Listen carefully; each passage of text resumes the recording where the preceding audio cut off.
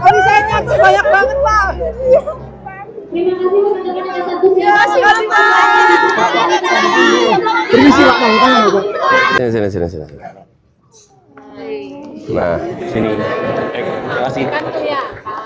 Baik, kan di bulan Juli kemarin kan sempat ada wacana untuk mengubah persyaratan dari capres cawapres itu menjadi minimal S1. Itu dulunya ada revisi, mungkin rencana gitu. Tapi ada pendapat dari Mahkamah Konstitusi bahwa wacana tersebut justru membatasi kesempatan bagi rakyat untuk berpartisipasi dalam pemilu. Kalau dipikir-pikir sebenarnya kalau wacana tadi itu sebenarnya memperkuat di meritokrasi ya, dimana kalau kita sebagai misalkan lulusan dari minimal sarjana S1 itu mendaftar sebagai capres cawapres, sehingga kita memiliki kapabilitas baik secara akademik maupun non akademik tergantung dari kegiatan apa yang kita ikuti selama berkuliah. Namun di satu sisi juga itu mencederai demokrasi bisa dibilang karena membatasi peluang di pemilihan. Apalagi salah satu prinsip demokrasi itu kan salah satunya rakyat itu berhak untuk dipilih dan memilih. Jadi pendapat dari Pak Anies sendiri sebagai mantan capres 2024 nih dalam studi kasus ini itu bagaimana? Terima kasih. Dijawab atau diakumulasi dulu? Semuanya. Terima kasih Ali. Assalamualaikum warahmatullahi wabarakatuh. Perkenalkan saya Melvin Irmawan, kebetulan dari BEM UNER sebagai wakil presiden BEM UNER. Tapi insya Allah saya wakil presiden nih, IPK-nya di atas 3 teman-teman. Tadi dari yang Pak Anies jelaskan, sampaikan, saya muncul 2 pertanyaan Pak Anies, sudah saya catat. Yang pertama Pak Anies, di Indonesia sendiri ya, demokrasi itu kan kita bisa bilang bersama itu sedang menurun, sedang mengalami penurunan dengan adanya penguatan di politik oligarki dan juga dinasti. Nah, menurut jenengan, menurut Pak Anies, bagaimana kita para mahasiswa ini sebagai insan akademis ya tentunya insan akademis itu kita bisa mengembalikan demokrasi ini ke marwahnya. Sekaligus kita juga yang tadi kita garis bawahi ya, mahasiswa ini harus juga bisa memastikan bahwa meritokrasi ini harus dipastikan agar orang-orang yang berkompeten ini mendapat ruang dalam proses politik yang ada di Indonesia sebenarnya. Yang kita bisa setuju bahwa di Indonesia banyak sekali dan seringkali politik itu sangat-sangat transaksional. Nah, yang kedua adalah di dalam demokrasi elektoral kita itu popularitas sangat sering itu mengalahkan kompetensi. Nah, bagaimana kita ini khususnya teman-teman yang mahasiswa kuliah, kita mendorong meritokrasi ini agar nantinya para pemimpin ini yang terpilih itu benar-benar lahir dari kapasitas, kapabilitas dan integritas yang ada. Bukan tadi hanya sekedar ya oke, pemimpin yang baik itu yang memiliki followers dan lain sebagainya, tapi balik lagi pemimpin yang baik mungkin salah satunya ada memiliki kapabilitas yang bagus. Nah, bagaimana itu dan tidak hanya sekedar modal politik. Mungkin itu pertanyaan singkat dari saya. Terima kasih. Assalamualaikum warahmatullahi wabarakatuh. Waalaikumsalam. Terima kasih. Mungkin nambah satu lagi 4 mungkin. Ada yang pengen bertanya. Halo teman-teman semua. Oke, jadi saya Feral Efraim Immanuel Setiono, bisa dipanggil Feral. Saya dari Fakultas Ekonomi dan Bisnis. Oke, saya prodi manajemen. Nah, dari sini saya kan melihat ini sudah dibahas dari sisi dari sisi politik, sosial, dan nanti ada olahraga ya. Dan tentu saja saya sebagai anak Fakultas Ekonomi dan Bisnis ingin melihat ini dari sisi ekonomi. Jadi saya melihat ada fenomena di mana secara empiris itu kita dapat melihat ada banyak negara di dunia itu yang berlomba-lomba untuk memajukan sektor pertanian mereka. Nah, ini bisa dilihat karena gimana ya, kita bisa lihat Thailand sama Vietnam itu kan mereka bisa sampai kayak ekspor beras segala macam dan mendapatkan keuntungan dari situ ya. Yang tentu saja itu bisa memajukan suatu negara. Sesuai apa yang dikatakan Adam Smith di buku The Wealth of Nations yang saya baca, itu kemajuan suatu negara secara alam itu disebabkan karena awalnya itu dari pertanian. Tapi sayangnya Indonesia yang dianggap sebagai negara yang bersifat alamnya agraris dan katanya digadang-gadang sebagai negara yang subur itu gagal memaksimalkan. Misalnya banyak juga petani yang masih kurang diperhatikan. Nah, di sini menimbulkan 3 pertanyaan. Pertama, kenapa hal tersebut dapat terjadi? Kedua, apakah demokrasi dan meritokrasi yang dipertimbangkan ini menjadi penyebab utama? Misalnya, contoh aja nih, ada orang yang mau masuk ke industri sektor ekonomi pertanian ini, tapi misal ya dijegal sama mafia atau segala macam atau orang yang punya koneksi, contoh aja. Nah, itu apakah menjadi faktor utama sesuai apa yang dibahas di forum kali ini? Lalu pertanyaan ketiga, bagaimana cara agar kita dapat mencari solusi untuk menjadi jalan positif ke depannya? Kalau bisa mungkin jawabannya jangan yang biasanya klise yang kayak oh kita harus inovatif atau kita harus bekerja sama, itu kan udah ribet aja. Oke, untuk singkat Mas, pertanyaan atau? Oh ya, jadi kenalin nama saya Muhammad Zidan Julianto. Saya dari Ilmu Informasi dan Perpustakaan Fakultas Ilmu Sosial dan Ilmu Politik Universitas Airlangga. Jadi saya mau nanya ke Pak Anies. Jadi saya tuh sempat dengar dari podcastnya Marian sama Marisa Anita kalau misalnya we need leaders yang mimpin tuh bukan sekedar jujur aja tapi pakai hati. Karena kalau misalnya bicara jujur aja, Trump itu tipikal orang yang belak-belakan dan kayaknya orangnya itu jujur gitu. Tapi sayangnya dalam merumuskan kebijakan-kebijakannya, Trump tuh suka nggak pakai hati, jadi sering melukai masyarakatnya. Sama kayak kita di Indonesia juga mungkin suka sakit hati sama kebijakan-kebijakan yang dibuat sama pemerintah. Mungkin itu juga kan karena saat merumuskan kebijakannya itu mereka tuh nggak pakai hati gitu kan. Jadi menurut saya, kalau pertanyaan dari saya tuh kira-kira sebenarnya jujur menurut Pak Anies tuh gimana sih? Oke, terima kasih Mas. Sebenarnya saya ada tanya lagi sih. Jadi saya juga kebetulan ya, tentang ini, tentang ruang publik Pak Anies. Saya juga kan penelitian saya, skripsi saya itu tentang taman literasi. Jadi saya juga sering baca-baca tentang kalau misalnya kebijakan-kebijakan Pak Anies ini pas jadi pemimpin Jakarta tuh sering punya fokus ke ruang publik gitu. Terus juga sosial media kan sekarang jadi ruang publik digital public space. Jadi kira-kira bagaimana sih Pak Anies tuh menjamin ruang publik agar aman berdiskusi dan melakukan demokrasi itu sendiri, karena kan ruang publik menurut Habermas itu yang menghasilkan demokrasi dan bebas dari tekanan pemerintah atau apa. Jadi masyarakat saat menggunakan ruang publik itu ya bebas berdemokrasi gitu sih. Terima kasih. Apalagi kan maksudnya kita sendiri. Apalagi kan kayak misalnya kita tahu kalau pemerintahan sekarang tuh kayak udah terusik banget sama sosial media dan kayaknya ingin menekan itu. Oke, terima kasih. Atas pertanyaannya. Ya, makasih. Saya jawab yang terakhir dulu ya. Zidan ya namanya. Zidan. Pertanyaan tentang ruang publik. Ruang publik itu diperlukan sekali untuk bisa untuk memfasilitasi ya sebetulnya interaksi antar warga, itu kalau pakai bahasa administratif, antar rakyat kalau bahasa politik, warga sama rakyat, supaya ada perasaan kesetaraan. Di situ dibuatkan ruang publik. Nah, ruang publik ini seharusnya disediakan oleh negara. Kalau negara menyediakan, maka prinsipnya kesetaraan, siapa saja bisa masuk di situ. Dan ruang publik ini bisa mulai dari, contoh nih, taman tadi disebut, trotoar, kemudian stadion, yang tidak kalah penting, transportasi umum. Itu ruang publik.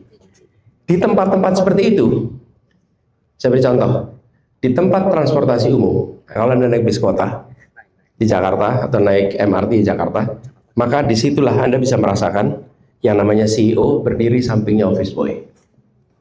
Oke? Itu nggak bisa ditemukan kalau bukan ruang publik. Kenapa? Masuk ke bandara, Anda ketemu business lounge dan reguler, bukan? Tapi kalau di transportasi umum, dalam kota, ada kesetaraan. Jadi ruang publik itu salah satu cara untuk membangun demokrasi.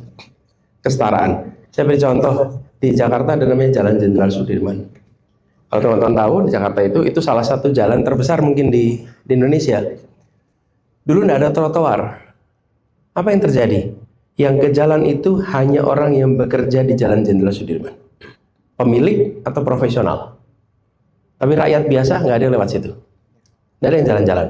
Begitu dibuatkan trotoar yang sangat lebar, maka rakyat biasa bisa melewati jalan termahal yang ada di Republik ini.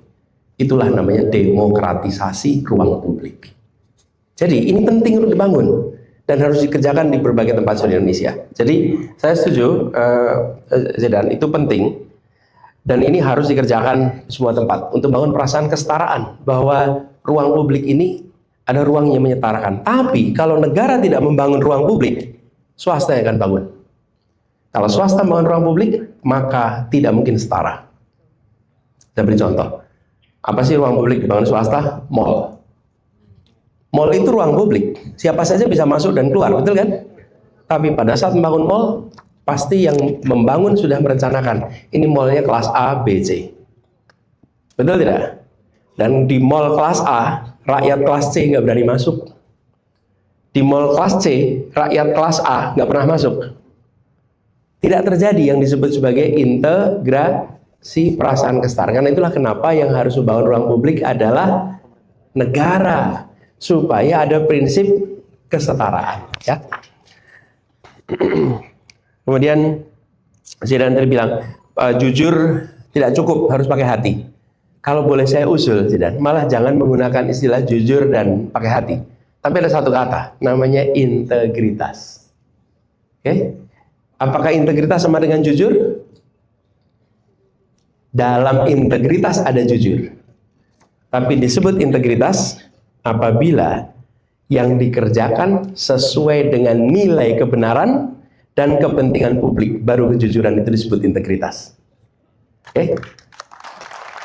Jadi disebut berintegritas bila apa? Utuh antara nilai nilai kejujuran, kemudian sesuai dengan kepentingan publik, baru itu disebut berintegritas. Nah, integritas ini harus dikembalikan di Republik kita, karena integritas itu komponen utama kepercayaan. Teman-teman sekalian, negeri ini dan Surabaya jadi saksinya. Negeri ini itu dibangun dengan orang-orang yang berintegritas. Karena itulah kenapa orang percaya, karena berintegritas. Jadi saya usul menggunakan istilah integritas, karena disitulah kemudian kejujuran tambah kepentingan publik tambah nilai. Farel, ini pertanyaan saya rangkum aja ya pertanyaannya terkait dengan apakah problem meritokrasi dan demokrasi ini penyebab banyak penguasaan mafia dan lain-lain tak terkendali. Salah satunya itu. Salah satunya ketika tidak ada meritokrasi, adanya koneksi. Tapi yang tidak kalah penting sebenarnya teman-teman, di dalam pembiayaan politik kita, termasuk pembiayaan partai politik kita, belum ada peraturan yang membuat partai politik itu bisa bekerja dengan baik. Pendanaannya banyak yang abu-abu. Kampanye juga begitu. Kampanye itu begitu banyak dana yang harus dicari dan negara tidak hadir. Menurut saya ini salah satu reform yang harus dikerjakan. Jadi di samping soal meritokrasi dan demokrasi, salah satu sebab mengapa seperti oligarki, mafia bisa bertahan dan kuat karena pembiayaan politik tidak diatur dengan benar. Tidak diatur dengan benar. Selama itu tidak diatur dengan benar, akan sangat sulit sekali. Dan kalau diatur dengan benar, dan negara juga harus ikut membiayai, maka akan ada transparansi. Nah, kalau pakai uang publik harus transparan, bukan? Nah, di sini teman-teman, tentang membiayai dan negara ini ada satu situasi yang rumit ini. Kalau negara diminta membiayai partai politik, saat ini opini publik cenderung tidak setuju. Kenapa? Udah korup dibiayai pula. Bener nggak teman-teman? Udah korup dibiayai sama negara. Di sisi lain teman-teman, kalau dibiayai negara, maka dana harus bisa dilaporkan dan diaudit. Betul nggak? Karena uang publik. Jadi dibutuhkan dana dari negara. Kalau tidak dibiayai negara, rakyat seneng nih, dah nggak dapat biaya. Artinya apa? Nggak pernah diaudit juga. Karena tidak menggunakan uang publik. Di sini teman-teman dibutuhkan satu langkah terobosan. Harus berani. Dengan diputuskan diberikan dana negara dan diputuskan ada pengawasan dan jumlahnya cukup. Teman-teman sekalian, akan sulit sekali untuk menjalankan sebuah organisasi seluruh Indonesia ketika tidak ada pendanaan yang benar. Sulit sekali. Sulit sekali. Dan apa yang terjadi? Akhirnya ambil kanan kiri. Coba bayangkan kalau BEM anggarannya nggak cukup. Bayangkan aja nih, wakil ketua BEM-nya nih, Melvin. Wakil presiden dengan Dania. Presiden ya, wakil presiden, bener ya?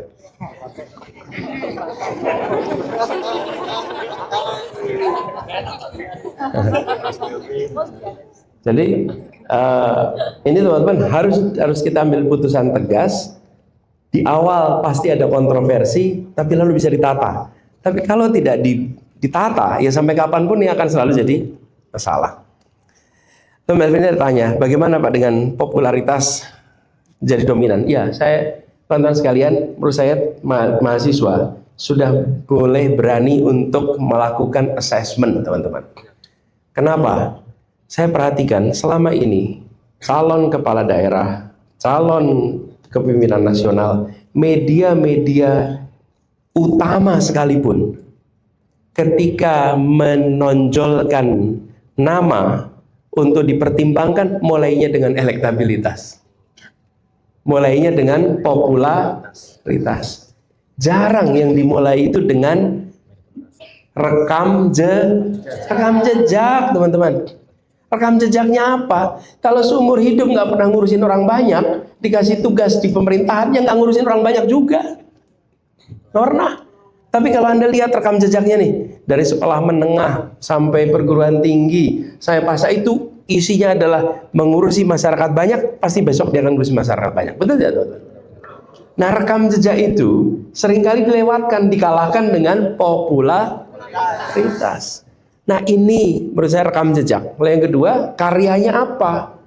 Karyanya apa? Pikirannya apa? Gagasannya apa?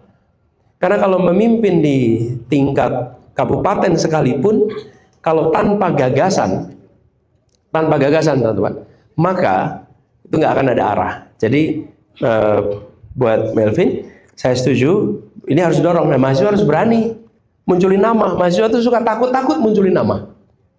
Kenapa? Takut dianggap berpolitik praktis. Betul nggak, teman-teman? Di sisi lain, kalau tidak ada yang menerobos, maka teman-teman akan selalu mengalami kesulitan. Karena yang teman-teman sebut adalah orang-orang yang selama ini hanya mengandalkan pada elektabilitas. Lalu bagaimana peran mahasiswa terhadap oligarki? Terus kemudian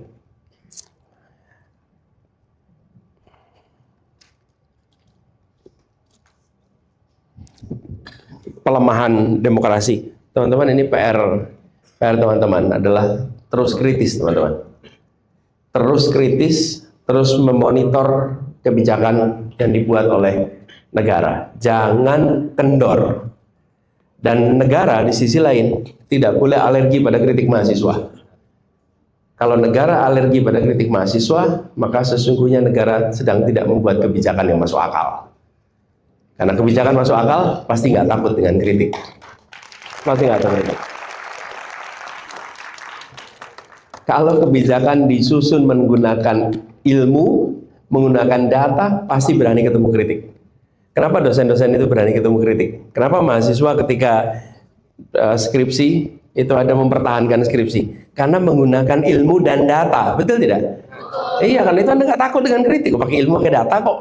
Tapi kalau bikin kebijakan nggak pakai ilmu, nggak pakai data, pasti takut sama kritik. Pasti takut sama kritik. Jadi kalau membuat rencana pembangunan harus pakai ilmu, pakai data, objektivitas, maka dia benar-benar kritik. Nah, ini ruang bagi mahasiswa untuk aktif. Jadi menurut saya mahasiswa jangan kendor di situ.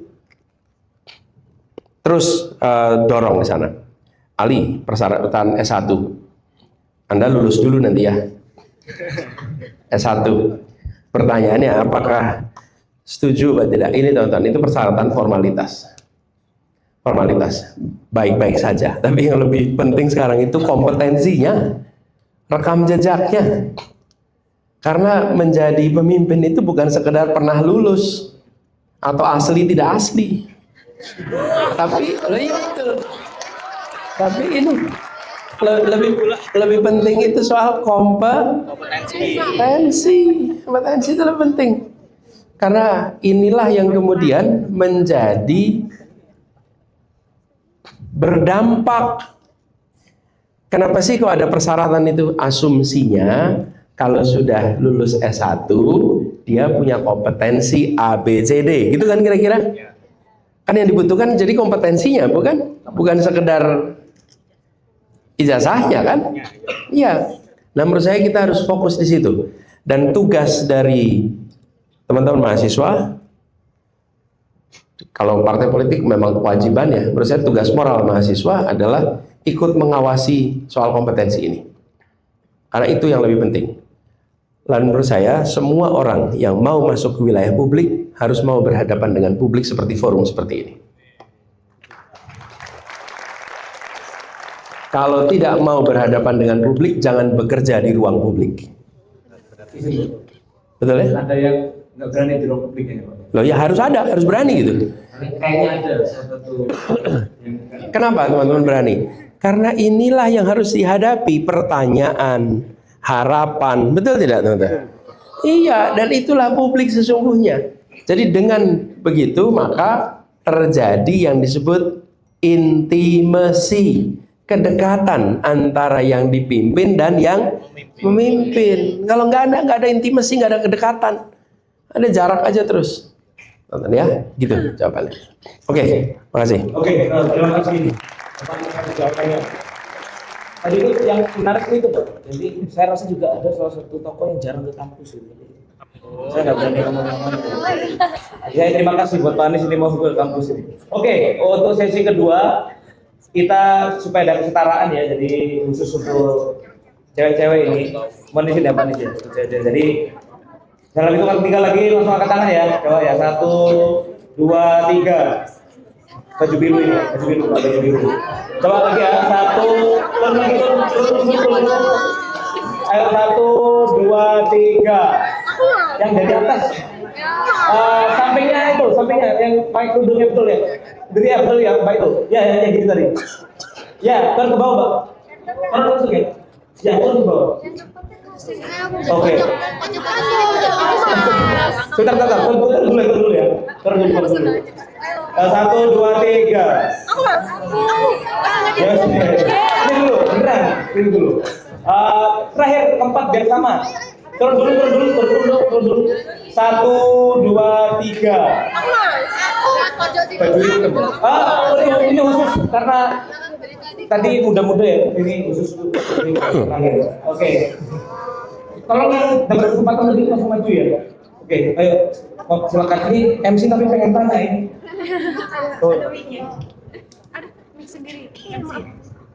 Izin berdiri ya Pak ya. Baik, terima kasih atas kesempatannya moderator. Perkenalkan saya dari Akika, sekaligus mahasiswa ilmu politik dan juga perwakilan dari Hima Politik. Bukan, saya bukan mewakili Hima Politik bukannya, tapi di sini tadi sebenarnya menyinggung tentang oligarki ataupun nepotisme dan lain-lain, tapi di sini saya justru ingin fokus kepada demokrasinya itu sendiri. Karena seperti yang kita tahu banyak sekali meritokrasi yang gagal diterapkan justru karena demokrasi itu sendiri. Kenapa? Karena di sini saya melihat banyak sekali ketika ada pesta demokrasi atau pemilu, itu banyak sekali yang melakukan kampanye secara populis. Maka dari itu justru warga sendiri akhirnya yang mencegah terjadinya meritokrasi itu sendiri. Karena kenapa? Mereka lebih mengutamakan kepentingan-kepentingan yang populis tersebut. Jadi di sini saya ingin bertanya, jika sistemnya terus begini, kita harus memperbaiki mulai dari yang mana, Pak? Karena jika kita memperbaiki sistemnya dulu, tapi masyarakatnya tetap seperti ini, itu juga akan sulit. Karena kenapa? Orang-orang di dalamnya juga sudah cukup rusak. Dan jika kita ingin memperbaiki, tadi apa dulu ya? Jika kita ingin memperbaiki sistemnya dulu, itu juga sulit ditembus, Pak. Mungkin itu pertanyaan dari saya. Terima kasih. Namanya? Terima kasih ini Ibu.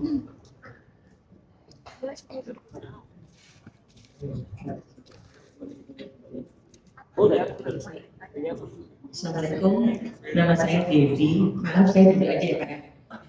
Saya alumni juga dari UNER tahun 96 ekonomi.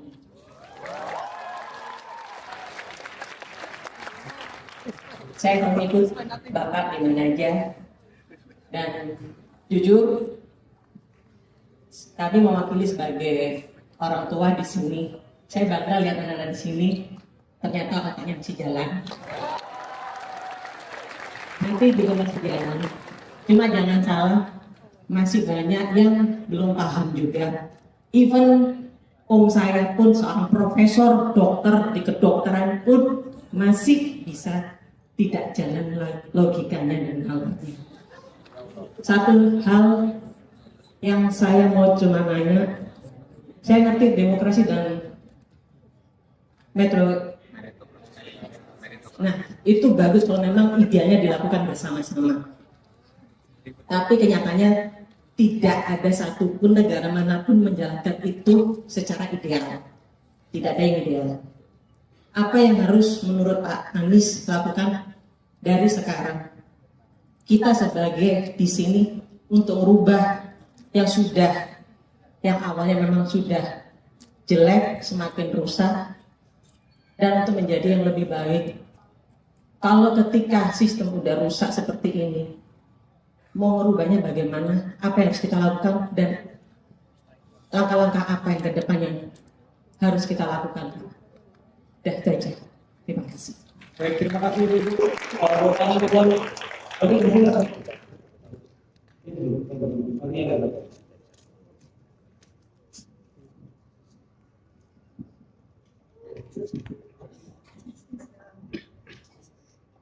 Sebelumnya selamat sore Pak Anies, terima kasih. Saya senang banget ketemu Pak Anies karena sini. Waktu itu saya tahu buat ketemu Pak Anies di DBL Surabaya. Saya sedih, saya cerita kayak saya belum ketemu Pak Anies, tapi saya tetap jadi anak basket dan saya waktu itu bantu umumkan kalau kebenaran kita harus agak perubahan dia.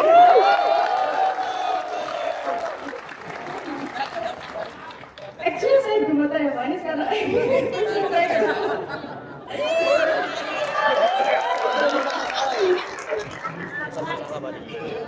Nah, sini. Nah. Apa? Ayo. Namanya siapa? Saya Keisha Pak dari Keisha. Hukum UNER.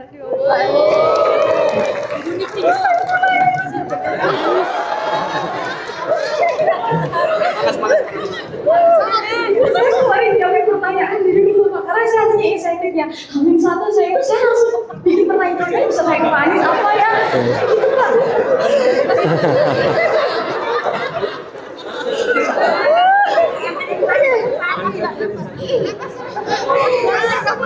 Apa? Sambil apa? Pertanyaan pertanyaan saya buat Pak Anies. Jadi kan di tahun 2025 ini kita semua masyarakat Indonesia sudah menyaksikan betapa banyaknya demonstrasi tuntutan yang dilakukan oleh masyarakat, tuntutan 17+8 itu ya Pak. Dan salah satu isi tuntutannya adalah untuk membekukan tunjangan puluhan DPR, untuk kemudian membuat tim investigasi atas kematian saudara kita Afan Kurniawan dan sebagainya. Dan juga tapi ternyata melalui aksi demonstrasi yang awalnya itu hanya menuntut supaya DPR itu mendengarkan aspirasi kita, tapi berakhir banyak sekali chaos di mana-mana. Gedung DPR di Makassar dibakar, kemudian gedung Gerahadi di Surabaya sebelah baratnya dibakar dan sebagainya. Dan itu malah menimbulkan konflik horizontal Pak. Jadi banyak sekali tuh masyarakat sering menyamakan, buat apa demo? Kalau dibakar-bakar semua, buat apa seperti itu? Nah ini kan saya sebagai sipil Pak, saya kayak, loh kok malah ricuh sama saya sini sih kayak gitu Pak. Nah terus setelah itu saya kan saya lihatnya itu ya Pak, media asing tuh banyak memberitakan sampai kita pada One Piece dan sebagainya. Nah tapi media Indonesia malah bungkam, tidak ada media Indonesia memberitakan tentang demonstrasi yang besar-besar sekali di Surabaya, di Jakarta, itu tidak ada diberitakan di media nasional kita begitu. Nah, yang ingin saya tanyakan untuk konteks integritas seorang pemimpin, seorang kamar legislatif DPR sebagai pilar legislatif ya Pak, itu kan seharusnya mereka bertindak secara akuntabel dan menerapkan checks and balances antar kamar pemerintahan. Nah, tetapi bagaimana menurut Pak Anies tentang DPR yang seharusnya menata kembali etika politiknya supaya tidak terjebak dalam citra DPR itu tidak mendengarkan aspirasi rakyat dan DPR itu hanya mementingkan koneksi untuk masuk di dalam.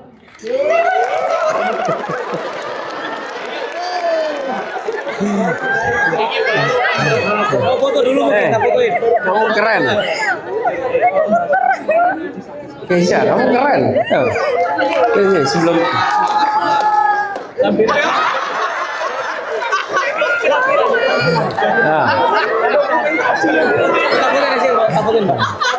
Pak, saya bukan iPhone. Oh enggak apa-apa dong. Enggak apa-apa dong. Enggak apa-apa. Sorry ya, ya kamu gitu deh. Dari atas. Oh iya Pak.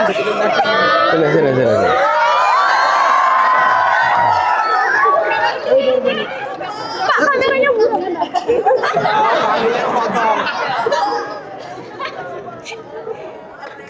Satu Pak.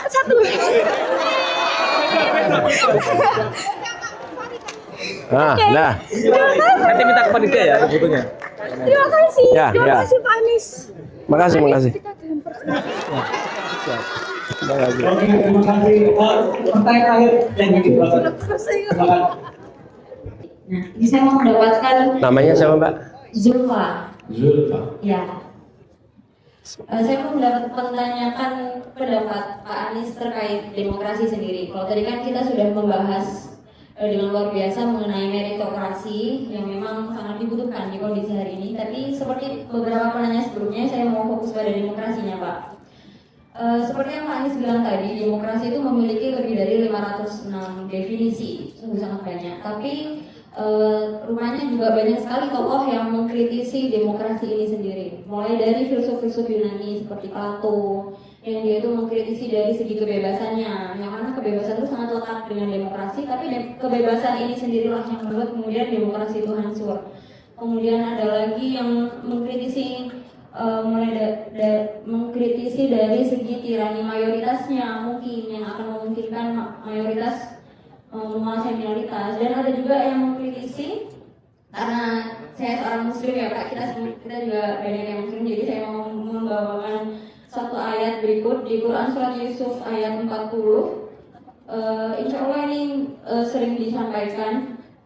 Ayatnya berbunyi, inil hukmu illa lillah, bahwa menetapkan hukum itu hanyalah milik Allah. Yang mana ini tuh ada yang berpendapat menyampaikan bahwa sebenarnya konsep demokrasi ini tuh bertentangan dari ayat ini, karena di demokrasi kita tahu ada badan bernama legislatif yang membuat hukum, sedangkan di Quran surat Yusuf sendiri sesungguhnya Allah bilang bahwa menetapkan hukum itu hanyalah milik Allah. Nah, dari pendapat Pak Anies sendiri seperti apa terhadap kritik-kritik soal demokrasi ini? Dan tadi sebenarnya sama dengan beberapa pertanyaan sebelumnya ya. Kalau misalkan ternyata memang banyak berbagai hal yang terjadi di Indonesia hari ini itu ternyata dari segi sistemnya yang perlu perubahan, mungkin apakah ada secerca harapan bagi kita begitu Pak? Terima kasih. Oke, terima kasih untuk teman-teman semua. Jadi mari kita nanti jawaban dari Pak Anies Baswedan, tapi yang pasti nanti Pak siapa Keisha tadi ya? Iya, jangan lupa ya nanti fotonya ada di panitia. Aman, kita fotoin kok. Oke, sembari menunggu mungkin biar terus semangat ya. Saya mau cek sound lagi aja. Coba yang anak apa boleh teriak mungkin teman-teman. Teman-teman ya ini ya, boleh anak apa boleh teriak teman-teman.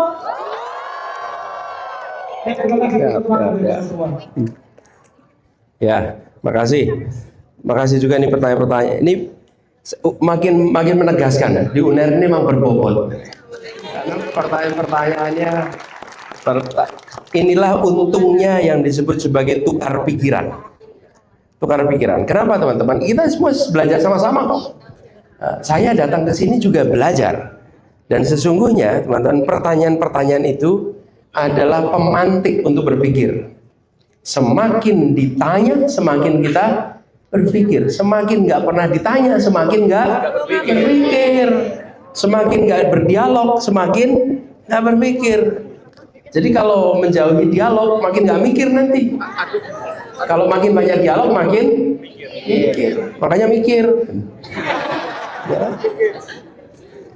Ya, nah, Dery tadi bilang tentang meritokrasi ini kalah dengan di dalam pemilu. Teman-teman gini teman-teman sekalian. Ketika proses nominasi ini perlu mengarus utamakan, bukan satu ya, mengarus utamakan meritokrasi. Ketika sudah sampai yang disebut sebagai pemilihan terbuka raya, maka popularitas. Tapi kalau yang muncul 5 nama, 5-5-nya lolos meritokrasi, siapapun yang terpilih pasti yang baik. Betul nggak? Karena itu ketika menominasikan, disitulah proses meritokrasi. Itulah sebabnya di banyak negara, di dalam sistem pemilu ada proses namanya nominasi konvensi. Kenapa? Disitulah partai mengambil pilihan berdasarkan rekam jejaknya, karyanya, gagasannya. Nah, ketika sudah dimunculkan ke publik, publik pasti menilai berdasarkan emosi, kesukaan, dan itu pilihan rasional. Rasional nggak kalau orang milih karena suka? Rasional. Rasional itu apa sih artinya? Bandingkan, bukan masuk akal, membandingkan. Rasio itu artinya perbandingan. Rasionya 2/3 ukurannya. Itu rasionya 2/3. Jadi dibandingkan. Orang disebut rasional bila membandingkan. Nah, ini mau dibandingkan emosi, faktor-faktor emosi tak apa-apa. Yang penting dia Nah, ketika membandingkan, belum tentu dia memiliki informasi yang lengkap. Tapi proses nominasinya harus nominasi berdasarkan. Nah, yang disayangkan, maju bupati, maju wali kota, maju gubernur, menominasinya tidak berdasarkan kompetisi. Ada yang berdasarkan upeti. Betul ya, teman-teman? Berdasarkan koneksi. Nah, di sini letak problemnya. Tidak mungkin hanya meritokrasi saja. Pada ujungnya, kalau namanya pemilu pasti adalah pilihan rakyat. Tapi yang diajukan harus yang lolos. Kira-kira proses meritokratik, gitu ya. Nah, itulah sebabnya kenapa harus diusahakan nih teman-teman. Diusahakan dari sekarang. Kemudian Bu Dewi, makasih Bu Dewi sudah selalu ikut aktif dan selalu ikut berjuang. Tantangannya tidak kecil, tapi itu butuh stamina mental, stamina fisik, stamina intelektual. Itu kalau 3 stamina itu kuat, perjalanan panjang bisa dilewati dengan baik. Tidak ada, benar sekali, tidak ada sebuah negara yang ideal demokrasi maupun ideal meritokrasi. Bahkan ideal negara pun nggak ketemu kita. Ya, yang ada adalah negara yang kira-kira teman-teman, antara apa yang direncanakan dengan apa yang dicapai makin dekat jaraknya. Itu yang sering kita temui. Nah, bagaimana menghadapinya? Ini adalah pertanyaan. Bagaimana menghadapi yang tidak ideal meritokrasi? Harus dikombinasikan, Bu, seperti saya katakan tadi. Bahwa di dalam pilihan rektor misalnya, maka yang diajukan sebagai calon 3 orang itu terpilih salah satu tetap dapat rektor yang bagus gitu. Itu karena ada meritokrasi dulu sebelum jadi calon. Nah, ini yang dibutuhkan sekarang. Ketika sudah dibuka ke publik, pasti publik itu memilih berdasarkan banyak faktor. Tapi unsur kompetensi, unsur prestasi, unsur rekam jejak itu ada pada nominasi. Itu yang terjadi di banyak negara demokrasi. Teman-teman lihat negara demokrasi itu ketika terpilih ketemu Perdana Menteri yang bagus, ketemu Presiden yang bagus, ketemu wali kota yang bagus. Kenapa? Karena nominasinya meritokratik. Tidak pure meritokratik, tapi unsur meritokrasi itu dominan. Jadi tidak akan ketemu dengan calon yang nggak kompeten. Tentu anomali ada, 1-2. 1 apa 2 gitu. Tentu ada anomali. Tapi umumnya kalau itu dikerjakan, maka kita akan punya satu sistem yang baik. Nah, ini Bu Dewi, saya melihat Indonesia pernah punya seperti ini. Bahkan kampus aja, teman-teman, masuk kampus pernah ada, di mana dosen anaknya nggak bisa masuk ke kampus tempat dia ngajar. Dan di kementerian, setahu saya, yang namanya Kementerian Luar Negeri itu menggunakan prinsip meritokrasi. Anak diplomat senior pun tidak bisa lolos masuk sebagai diplomat muda kalau dia tidak lolos seleksi. Pernah ada anaknya eselon 1, diplomat sangat senior dan nggak lolos. Dan apa yang terjadi? Diceritakan dengan rasa bangga. Bukan karena bangga nggak lolos, bangga karena ada meritokrasi. Dan dia ngulang 2-3 kali baru masuk. Padahal menguasai beberapa bahasa. Dan itu membuat yang masuk pun punya rasa bangga, saya lolos karena meritokrasi ya, bukan karena koneksi. Bukan karena bapaknya, pasti. Pasti. Ya. Nah, itu yang membuat satu kementerian itu punya rasa bangga. Teman-teman, sama seperti bayangkan satu negara. Kalau pemilihan itu berdasarkan nominasinya ya. Nominasinya berdasarkan merito. Sesudah itu serahkan publik untuk milih. Nah, publik untuk milih. Yang masalah itu ketika nominasinya nggak pakai meritokrasi itu. Di situ letak problem utamanya. Nah, kemudian ini pertanyaan ini sama dengan pertanyaan Bu Zulfah. Apakah masih ada harapan dengan situasi yang seperti sekarang ini? Menurut teman-teman gimana? Masih ada harapan?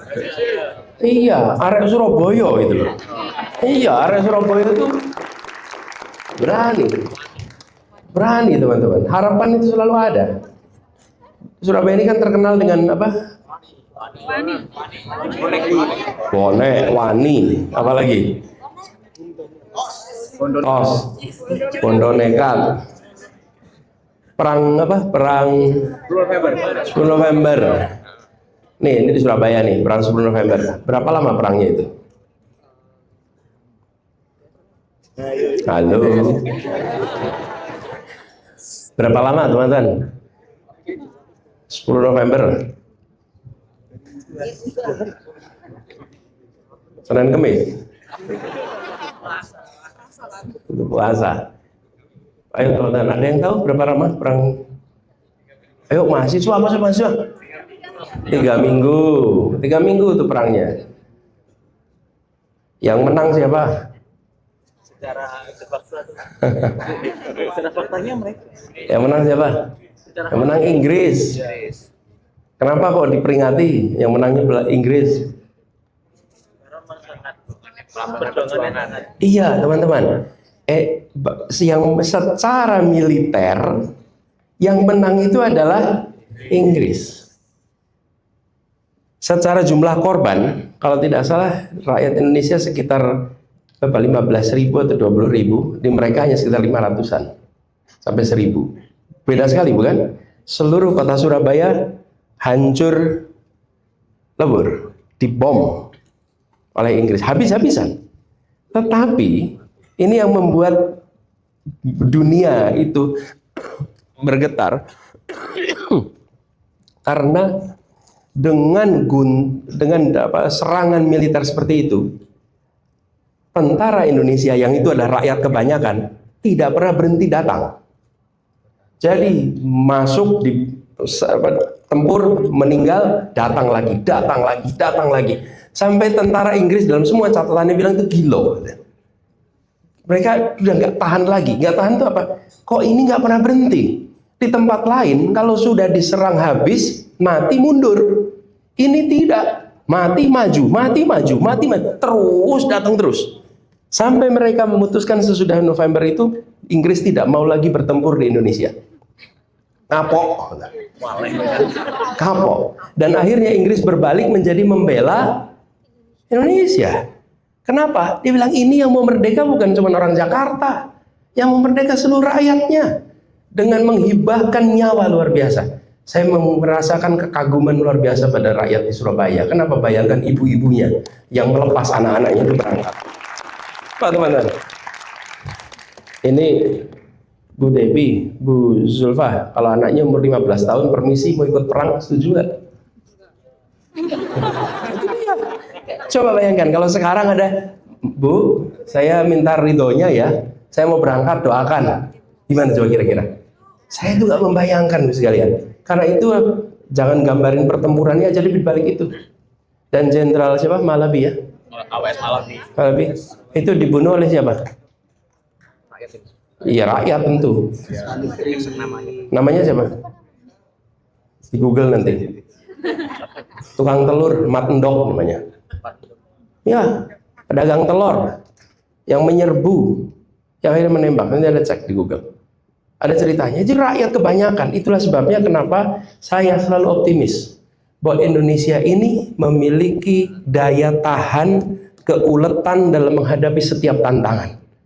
Dan hari ini tantangan kita adalah korupsi, tantangan kita nepotisme, tantangan kita demokrasi yang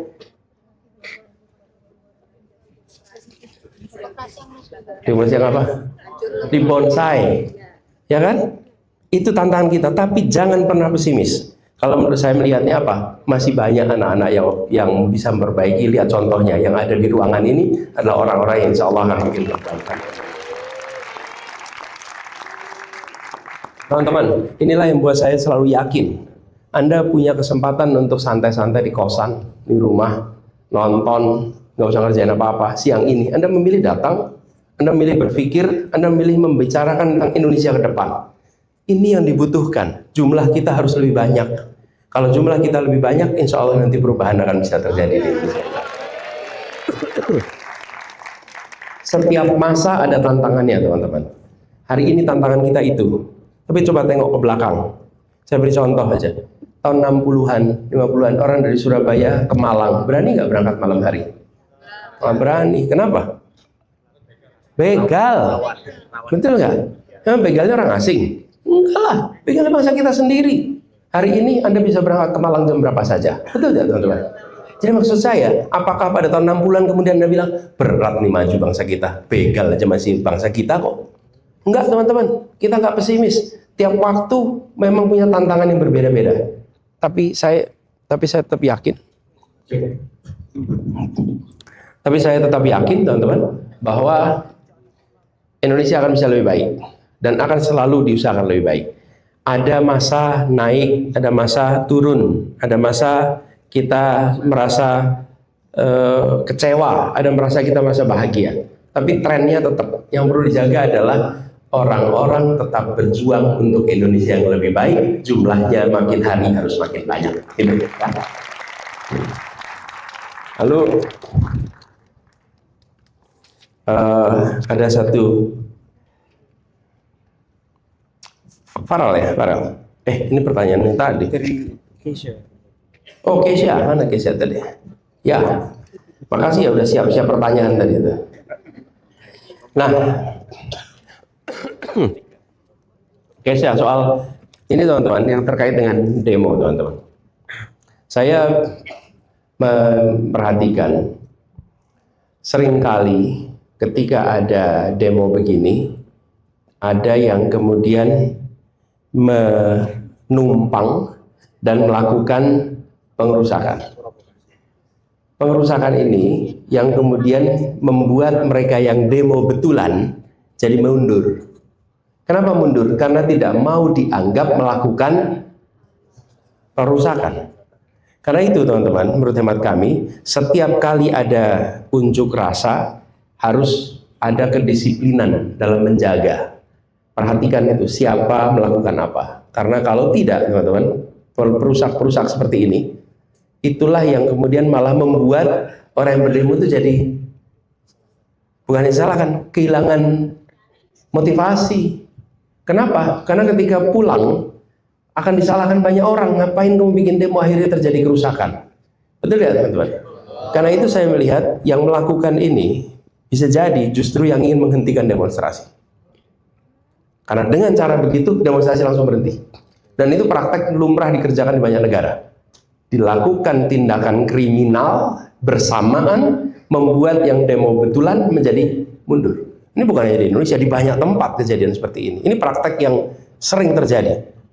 Dan kami juga perlu merasakan ketika di era Orde Baru, seringkali ketika ada demo justru ada yang melakukan tindakan-tindakan keras yang membuat yang lainnya mundur. Dan itu teman-teman, rumuskan apa yang mau dikerjakan, apa yang mau dituntut, apa yang mau diminta dengan baik.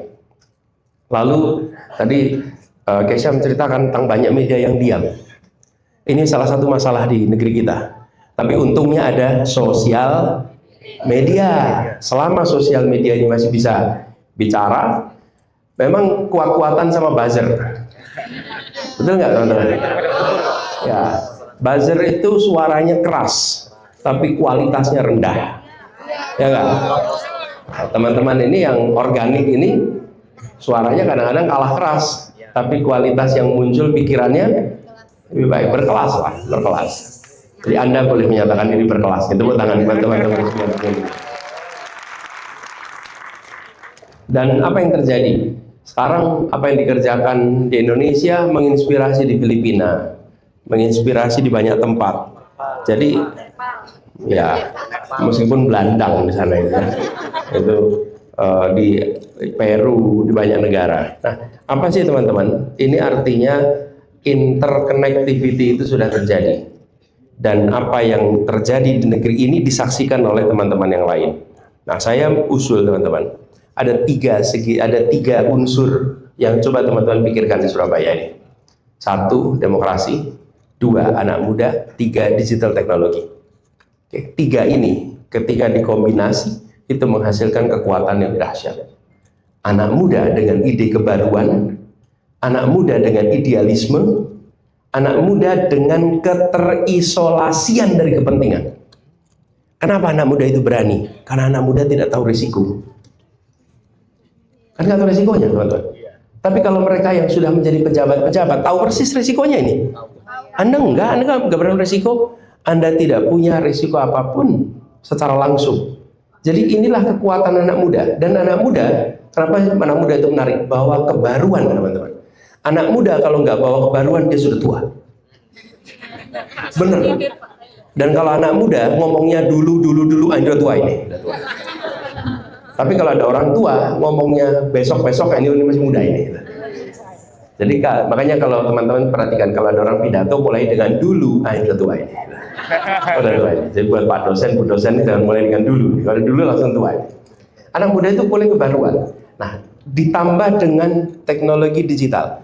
Teknologi digital telah membuat gagasan bisa menembus semua batas karena gagasan dikombinasi dengan kreativitas dan kreativitas dikombinasi dengan alat peluncur digital itu yang itu kemudian membuat gagasan itu menyebar kemana-mana dengan sangat cepat.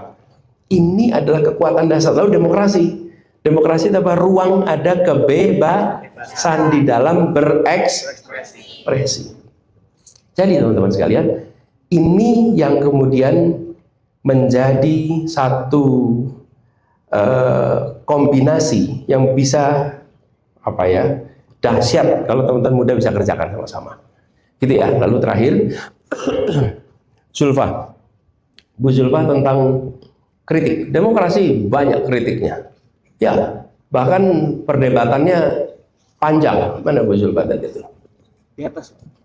Oh, di atas, oke. Tinggi sekali Bu Zulfa posisinya. Oh, Mbak aja Mbak Zulfa. Gini, demokrasi itu banyak sekali kritiknya, teman-teman. Nah, kalau boleh saya tegaskan di sini, yang dimaksud sebuah demokrasi itu tadi dibatasi durasinya, dibatasi skopnya, dibatasi skopnya dalam membuat kesepakatan secara damai. Aturan main dalam demokrasi itulah yang membuat demokrasi ini berfungsi atau tidak berfungsi. Aturan main. Nah, kalau di dalam bangunan, teman-teman, ada yang namanya arsitektur bangunan. Demokrasi juga ada arsitekturnya. Arsitektur itu bukan hanya soal keindahan bangunan. Arsitektur itu membentuk perilaku. Perilaku terbentuk dengan arsitektur. Nah, jadi Bu Zulfa, aturan main di dalam demokrasi itu yang akan menentukan seperti apa sebuah kekuasaan dikelola. Nah, ketika tadi ditunjukkan bahwa demokrasi dengan kebebasan menghasilkan chaos. Karena itulah kenapa di dalam demokrasi ada aturan main, dan demokrasi nggak bisa sendirian. Ada namanya rule of law, aturan hukum dan ketertiban, supaya kebebasan tidak menghasilkan chaos. Jadi sekarang perdebatannya sudah jauh lebih maju daripada di era Yunani dulu, perdebatan tentang demokrasi. Sekarang itu perdebatannya sudah pada fase bagaimana aturan main di dalam mengelola masyarakat dibuat agar semua kepentingan bisa diakomodasi dan tujuan bersama bisa tercapai. Itu demokrasi sekarang sudah sampai ke situ percakapannya. Nah, lalu ada pertanyaan tadi, bagaimana dengan aturan yang datangnya dari kitab suci? Karena itu rujukan, itu bisa menjadi salah satu inspirasi di dalam mengambil keputusan untuk kepentingan bersama. Dan sesungguhnya teman-teman, salah satu praktek demokrasi yang sudah dilaksanakan di masa belum ada praktek itu adalah era 4 khalifah di Madinah. Sesudah Rasulullah SAW wafat, apa yang terjadi? Pemilihan khalifah menggunakan musyawarah. Teman-teman, di zaman itu nggak ada itu pemilihan pakai musyawarah. Ini kita bicara tentang abad ke-7. Pemilihan itu berdasarkan paling kuat. Siapa yang pegang senjatanya paling kuat, dia yang jadi pemimpin. Perang menang, dia jadi pemimpin. Itu cara berkuasa. Apa yang terjadi? Musyawarah. Dan itu berlangsung, kalau teman-teman perhatikan, berapa tahun? 29 tahun. 10 tahun era Rasulullah, 29 tahun era 4 khalifah. 39 tahun kita menyaksikan yang hari ini, kalau waktu itu ada terminologi, hari ini akan disebut sebagai proses demokrasi. Tapi hari itu belum ada istilah demokrasi. Tapi semua catatan menunjukkan bagaimana pemilihan khalifah. Bahkan, teman-teman, setiap kekhalifahan yang muncul sesudahnya, yang masuk kepada wilayah legislatif diserahkan kepada siapa? Para alim ulama. Ini yang dipegang wilayah eksekutif. Jadi sesungguhnya praktek-praktek demokrasi itu sudah terjadi. Nah, ini menurut saya sekarang kita diskusinya lebih pada bagaimana kita mengatur kesepakatan bersama, dan salah satu sumbernya adalah ajaran-ajaran agama, dan itu yang kemudian sekarang kita gunakan. Apakah sempurna? Tidak. Yang ada adalah disempurnakan terus-menerus. Tidak ada sistem yang sempurna, tapi yang ada adalah sistem yang bisa disempurnakan terus-menerus. Lalu ada yang menyampaikan kritik, Pak, lebih baik gak usah pakai demokrasi. Contohnya Cina, Tiongkok tidak pakai demokrasi, maju. Yang pakai demokrasi nggak maju. Terus jawaban saya gini kira-kira, kenapa milihnya Cina jadi contoh? Kenapa nggak Korea Utara? Nggak, Korea Utara tuh nggak demokrasi juga. Mau seperti Korea Utara? Enggak. Mau seperti Myanmar? Myanmar nggak pakai demokrasi. Mau? Enggak. Jadi jangan pilih-pilih kalau ngasih contoh. Apa yang membedakan? Meritokrasi. Karena di Tiongkok ada meritokrasi, sementara di Korea Utara nggak ada meritokrasi. Di Myanmar nggak ada. Itulah sebabnya kenapa menjadi maju. Jadi isunya bukan demokrasi atau tidak demokrasi, tapi ada meritokrasi. Coba kalau di Cina tidak pakai meritokrasi, mungkinkah ketemu produk-produk hebat? Mungkin. Dikirim anak-anak jumlahnya ribuan sekolah di universitas terbaik dunia. Pakai apa ngirimnya? Kenalan, ponakan, anak? Enggak, meritokrasi. Itu yang menjadi kunci di balik kekuatan Cina tak tumbuh besar. Dia kirimkan anak-anak muda dari mulai 70-an. Jepang melakukan hal yang sama, Korea Selatan melakukan sama, dikirimkan ke universitas terbaik. Dan ketika mereka pulang, mereka bawa ilmu, mereka bawa jaringan, dan mereka kemudian kembangkan di dalam negerinya. Dan akhirnya terjadi transformasi yang luar biasa dahsyat. Kata kuncinya meritokrasi. Jadi itulah sebabnya kenapa kata kunci ini penting sekali. Teman-teman sekalian yang saya hormati, warga UNER, terima kasih. Terima kasih sudah berpikir bersama. Terima kasih sudah diskusi bersama.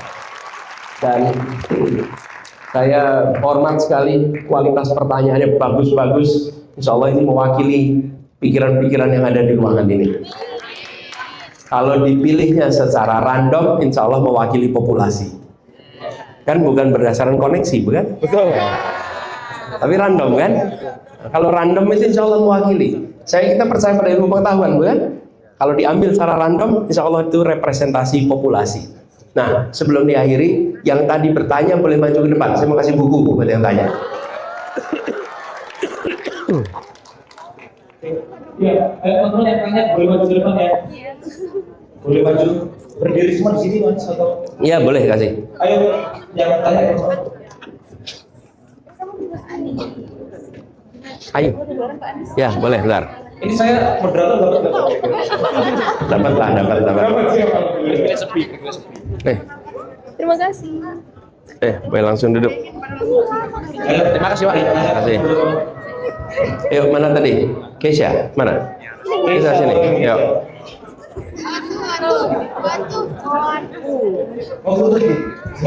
Nah. Iya, saya mau foto. Yuk. Yuk lagi sini. Anda yang dari Fakultas Ekonomi tadi ya? Iya. Sip. Boleh. Di atas. Oh iya. Terima kasih. Boleh langsung. Oh itu. Foto ya, Pak? Zulfa ya, Zulfa. Tolong kasih jalan dong buat dari belakang itu buat Zulfa. Boleh fotoin bentar nggak? Nanti aku fotoin Pak. Oke. Saya ajak bikin konten mau nggak? Nanti diposting ya. Ini Genzi semua masih mau. Ya. Yuk. Yuk, Zulfa. Ini Zulfa ya. Sudah semua ya yang tanya ya. Itu foto tuh, Pak. Yuk, mana? Oh iya Ibu. Boleh foto nggak Bapak? Mana turun Bu Dewi? Sama anak saya. Ini anaknya? Iya. Selalu ikut sampai jus juga. Masya Allah. Masya Allah. Mau saya fotokan Bu? Biarkan aja. Alhamdulillah ya Allah. Boleh tuh? Bismillah. Semoga nular pinternya. Ya Allah.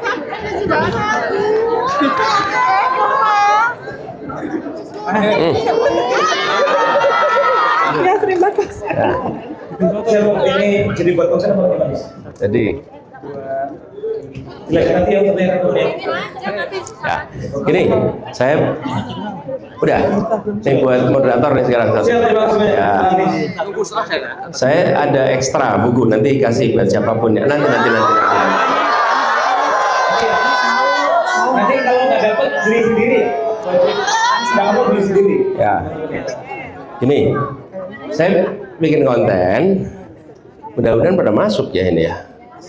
Masuk ya. Yuk kasih dadah. Yuk ini ya.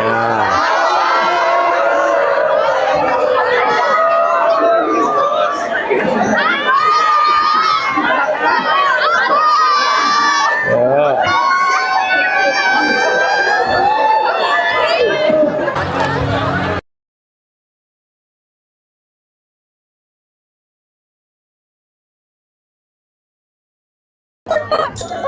Saya dulu ikut ini project humanis, Pak.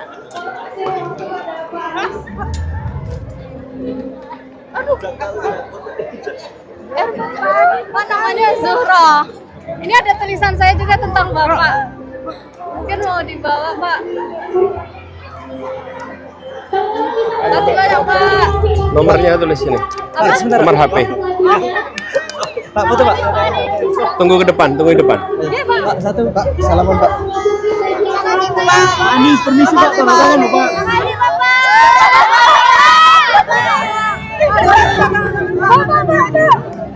Kalau saya nyanyi banyak banget, Pak. Terima kasih teman-teman yang satu Terima kasih, Pak. Permisi Pak, tanda tangan Pak.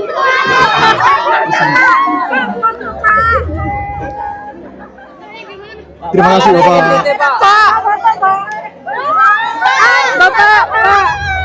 Pak, salam buat Ismail ya Pak. Ya, Pak, salam buat Ismail Pak. Iya. Pak foto Pak. Pak, Muslim. Pak foto. Kami dari rumah pemimpinan, Pak. Pak foto. Yang dari 1 ada di regional 1 UI, kami dari yang regional 4 Surabaya. BPSDMS ya. Iya, BPSDMS. Izin kartu nama kami, Pak, perwakilan dari RK Surabaya. Oh iya. Kami dari ada 2 kampus, ITS dan UNER. Izin foto boleh, Pak? Ada rekan kami dari RK, BPSDMS gitu, Pak. Izin ya, Pak. Izin foto Pak. Maaf.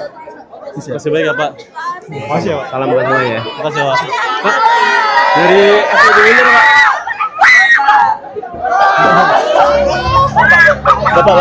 Bapak. Izin dari FEB Winner, Pak. Pak, izin minta kata motivasi, Pak. Sedikit tanda tangan aja.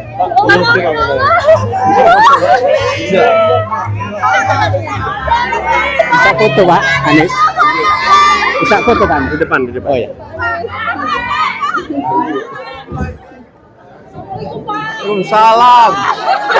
Kasih ya. Hati-hati ya. Assalamualaikum Pak Anis. Salaman Pak Anis. Ya Pak. Buat Ani.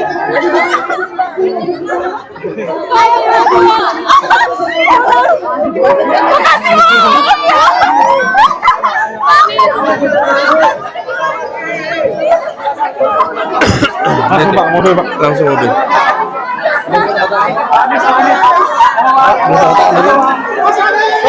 Kalau bisa ada pesan saya singkat, saya 4 kali bertemu Bapak belum ada kesempatan bertanya soalnya. Namanya siapa? Suma Firman. Dulu pernah waktu resmi online, waktu masih SMA, saya pernah nanya ke Bapak menjawab sama question, tapi belum ada kesempatan. Panis. Halo Panis.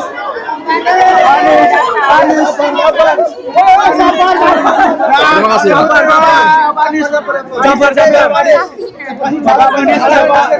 Kasih jalan. Bisa. Panis ini ada wawancara. Mau wawancara ya. Aja berarti.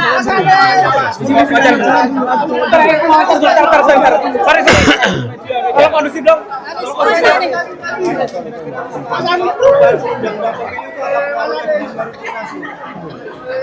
Adanya perubahan undang-undang pemilu, Nah, saya mau sampaikan ini aja.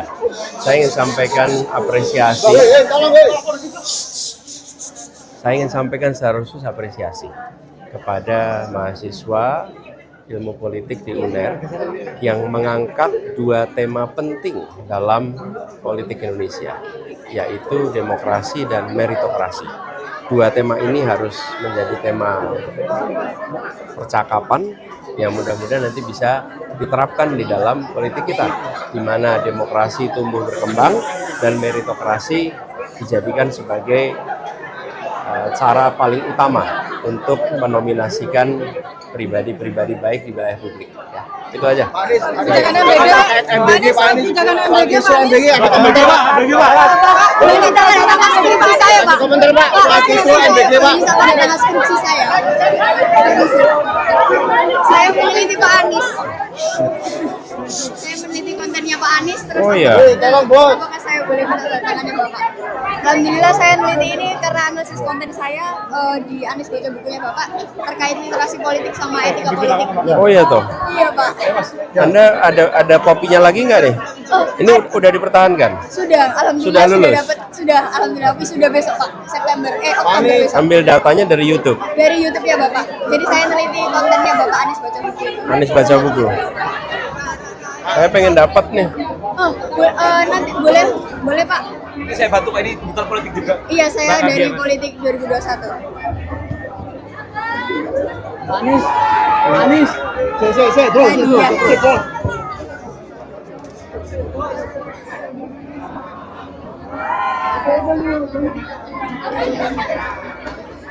Gara-gara saya bahas Bapak, saya dapat nilai A, Pak. Alhamdulillah, Pak.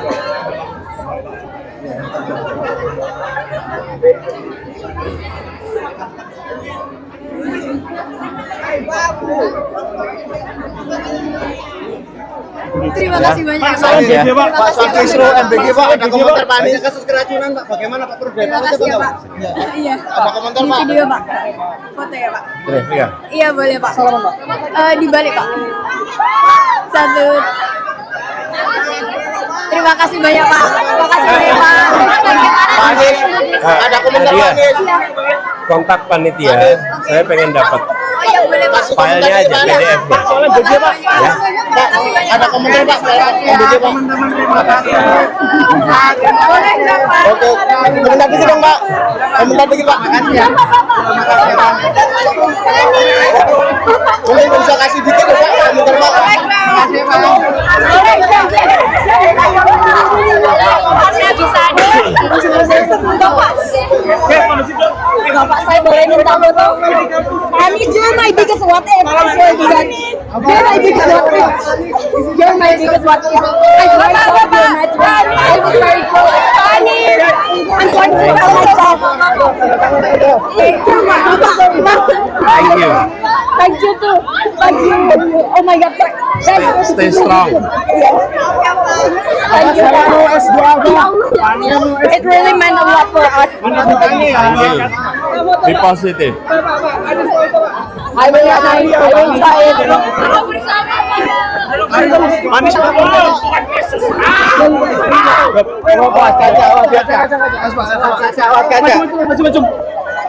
Anies misi Pak Anies. Makasih Pak. Anies misi. Halo Pak. Sehat-sehat ya Pak. Terima kasih. Thank you. Anies. Thank you. Terima kasih. Anies. Ini Yes. aktivis UNER yang bilang Pak. Iya. Terima kasih. Pak, tadi bukunya yang dikasih sudah ada tanda tangannya Bapak belum? Udah. Makasih ya Pak. Dibawa ya. Iya Pak. Ya di bawah Pak. Semua ya. Kasih ya. Pak. Cari dulu Pak. Bapak sehat-sehat ya Pak. Pak. Bapak sehat-sehat Bapak. Bapak sehat-sehat Bapak. Anies muncul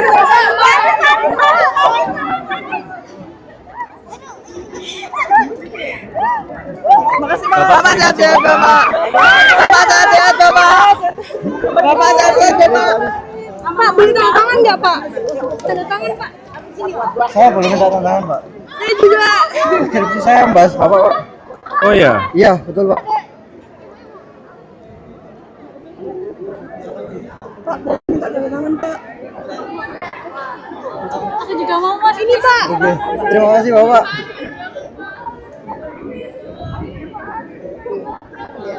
Siap,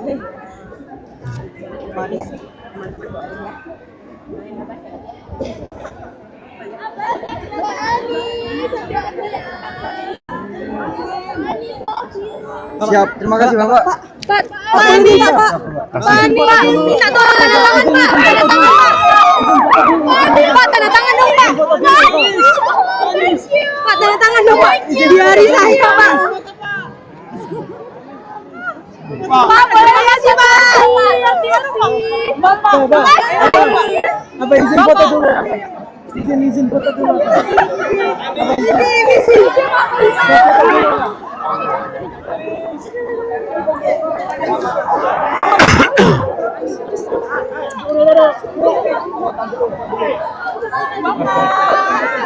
Banis. Banis. Bapak say hi, Pak. Ini Bapak, izin Pak. Saya izin selfie Pak dengan Bapak. Ayo, terima kasih Bapak.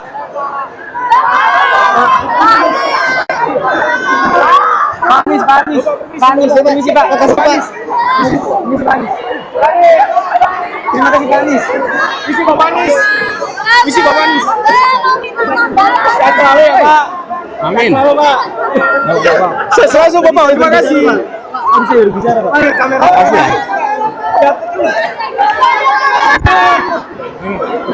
Iya. Berat banget.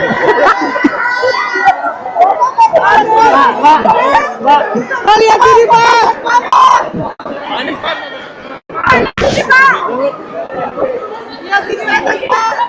Makasih, Pak. Jangan.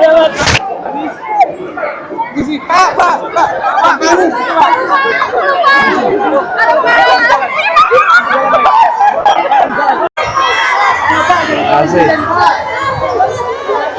Terima kasih ya. Good job. Terima kasih. Terima kasih ya.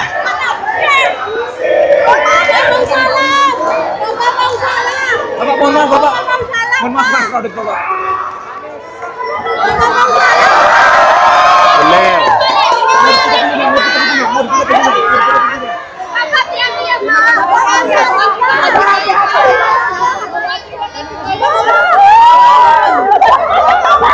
Oke, dah. Bye-bye. Assalamualaikum.